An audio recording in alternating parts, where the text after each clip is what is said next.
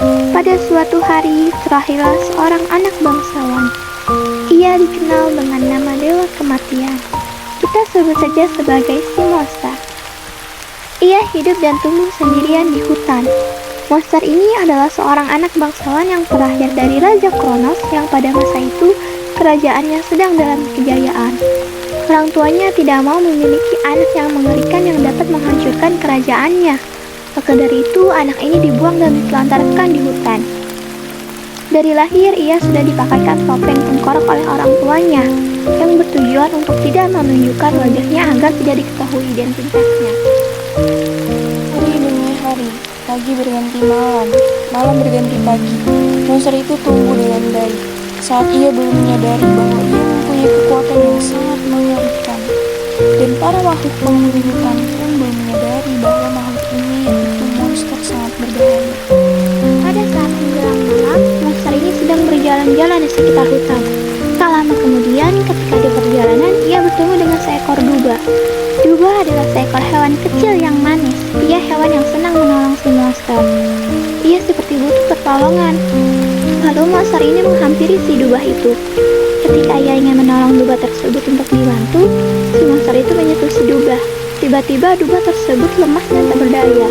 Lalu si monster kebingungan dan panik mengapa duba ini langsung tak bernyawa setelah disentuh olehnya.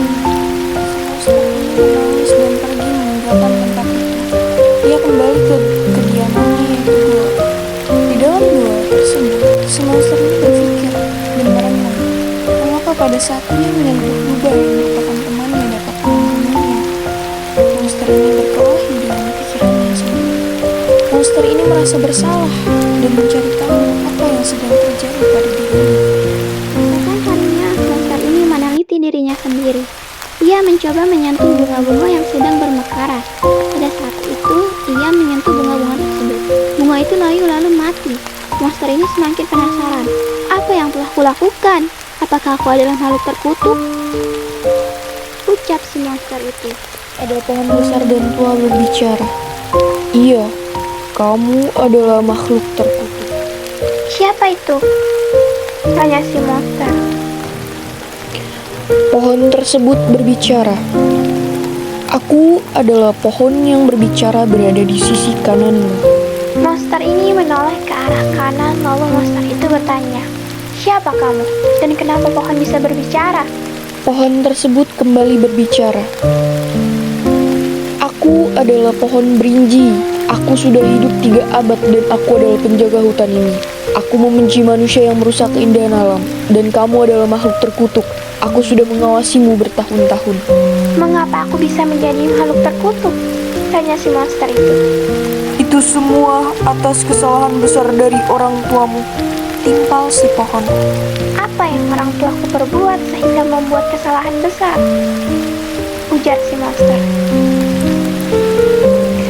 Pada waktu lalu, ayahmu dan para pengawal kerajaannya datang ke hutan ini.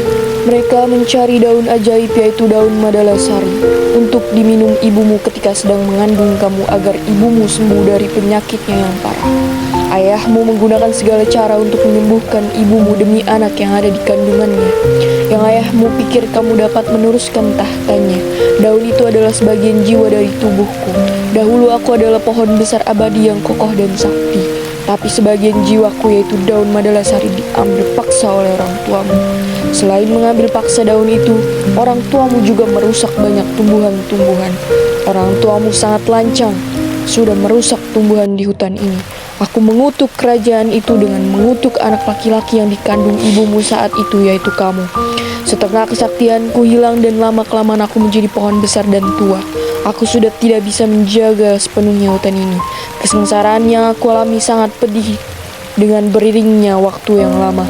Aku hanya ingin kerajaan itu merasakan apa yang aku rasakan. Ujar si pohon.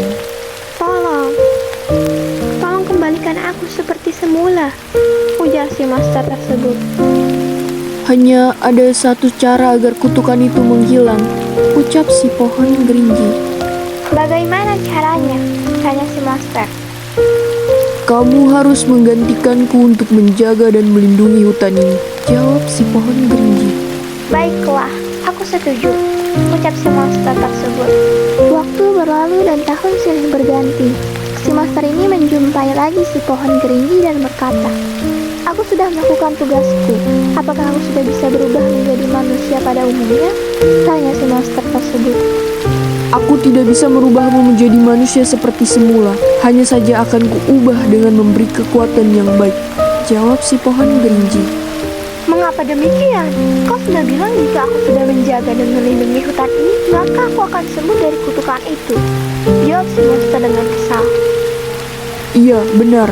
Tapi aku hanya bisa mengganti kutukanmu menjadi baik.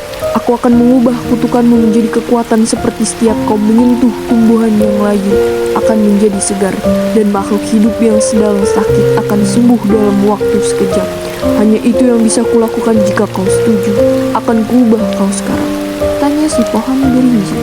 Si monster mulai berpikir merenung untuk memilih setuju atau tidak. Setelah lama berpikir, akhirnya si monster berkata, "Baiklah, aku setuju." Jawab monster dengan terpaksa.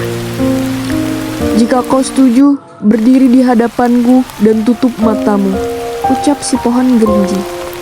Si monster menghampiri si pohon hingga di hadapannya dan menutup matanya.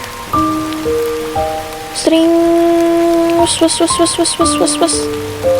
Dengan cahaya yang memukau berubahlah si monster itu menjadi seorang yang rupawan dan putih, serta kekuatan yang ada pada dirinya.